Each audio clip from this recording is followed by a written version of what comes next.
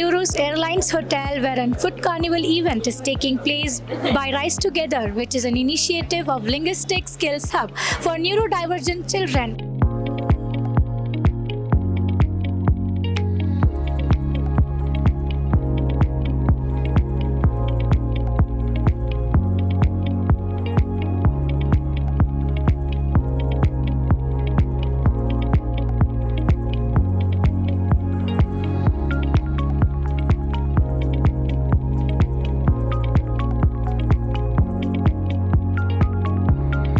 They teach them different things like baking and other skills where they really enjoy baking and other different activities. So let's talk to the organizers here to know more about this event. Hi and welcome to Rise Together, where every bake has a story.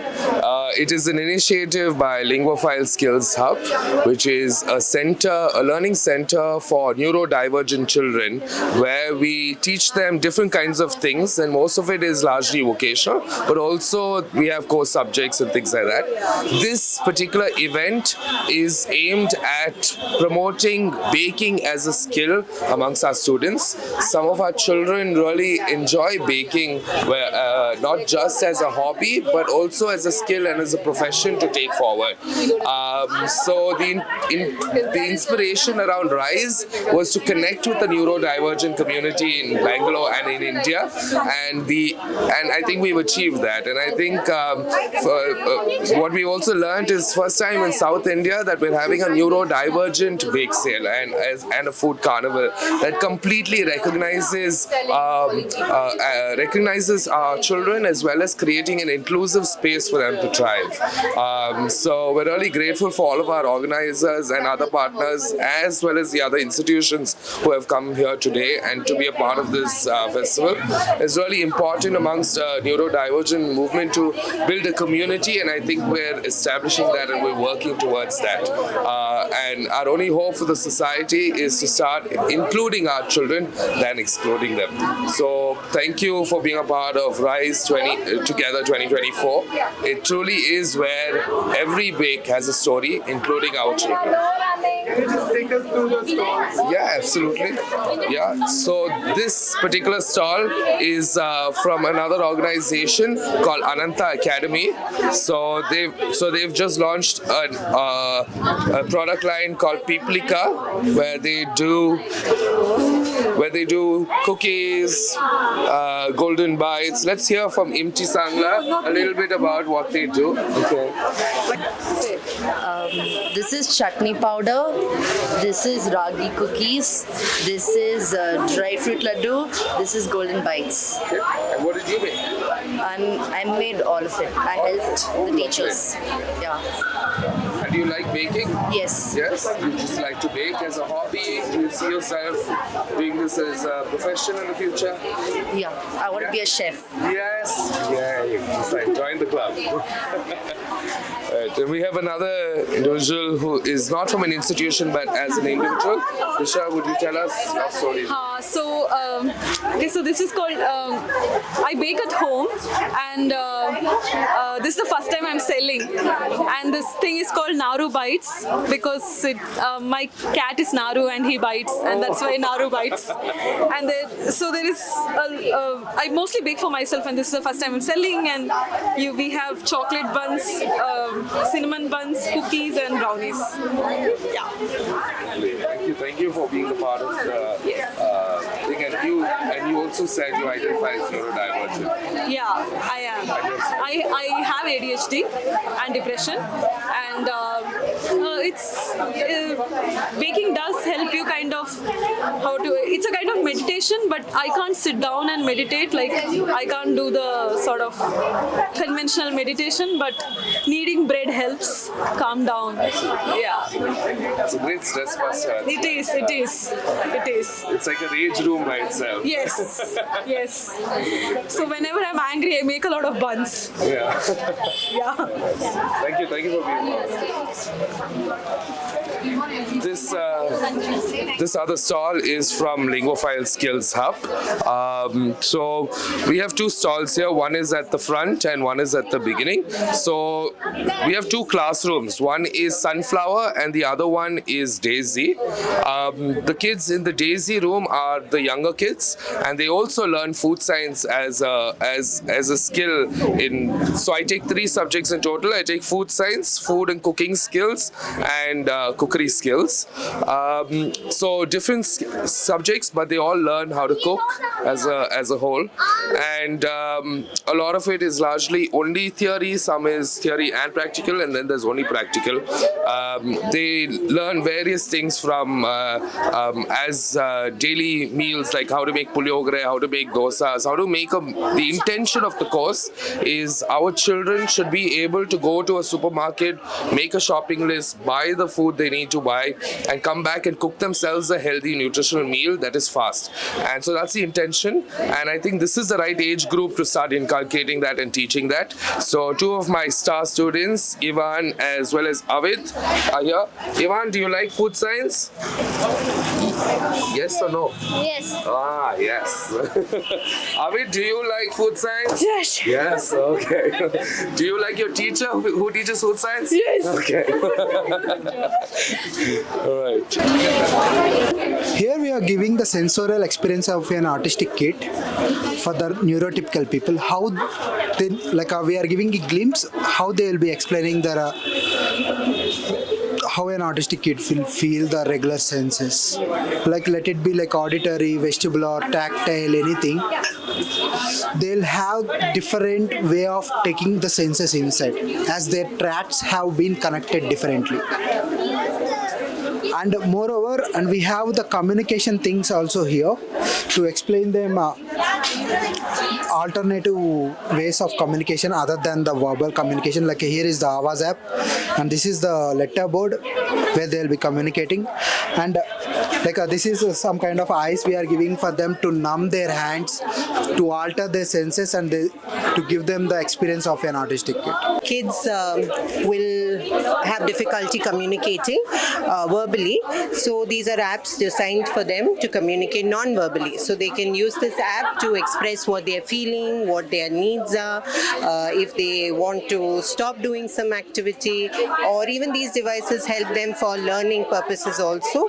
So we have this system here which they can just simply point to what they want to do, like they're coloring, they want a particular color, so what color they would like to choose. So I want red color, they can say as simple as that. Or they want to stop an activity, they say I'm bored, they can stop. Or if they're feeling a certain thing, I feel happy, they can say express themselves using this device. And so we can know what they're feeling, and we can help them overcome their difficulties. Or if they're angry, we can ask them what would they like to do instead, or what made them angry. So they can even type here.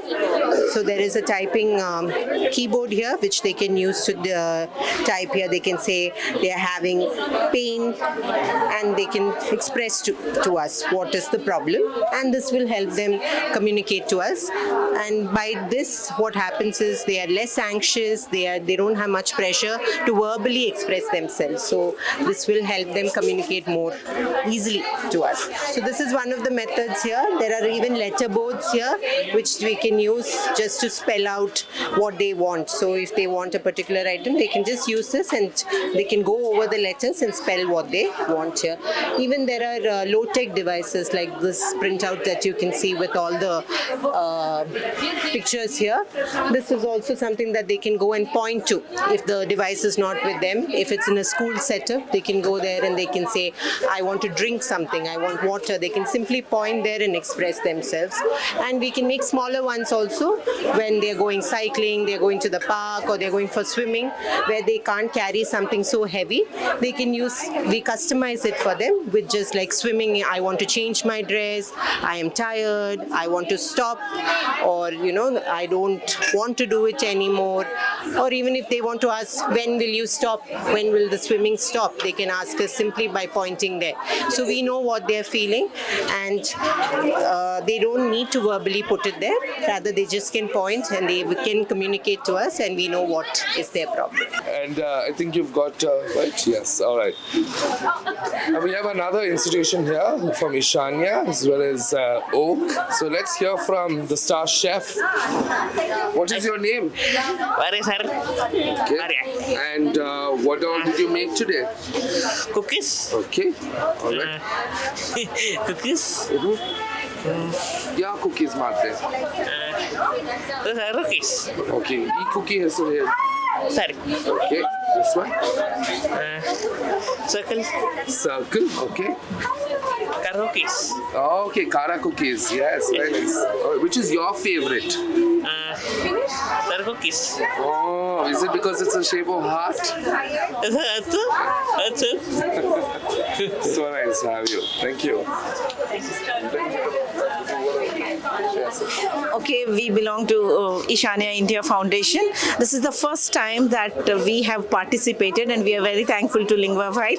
And this platform has given us a chance to be part of culinary skills, expo, where our children have come, and our, I should say, the chief baker Varya and Venkat.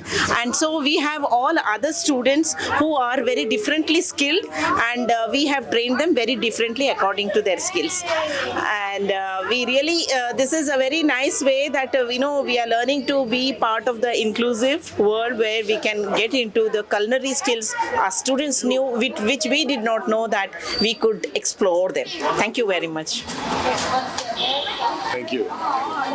And I will take you to the last section where our children are learning. So I have a little demonstration of some of the recipes that they have, and these are the kinds of recipes we use. We use a visual recipe. All of our children prefer visual representation of a recipe. So when you look at recipes, it tells you weigh a cup of flour. Now, for us neurotypicals, for people who understand that and are able to, comprehend that bit, it's an easy task. However, with neurodivergent children, the task of telling you what does weigh mean is very important, and it has to be visually represented. So in this recipe, it says add salt and sugar to the flour, mix with your hand. So in the picture, there is a hand and there is water. So it's defining the task extremely clearly. So there is one for chapati, and every step is documented. And putting on the induction. We try and encourage them to use the induction because it's safer than a gas stove. But you can use any other things. So then there is, of course, one for donuts. These are later versions where they have recipe cards for like how much ingredients for each product to have. And so we put it all down. And so the yellow box is a check box. Once they are done weighing that item, they just make a tick mark and then they move on. So this particular recipe is for pani puri, which is something they all love to do. So, they make that tikka pani, they make all of that, and they're able to use that. So this is some of our visual recipes.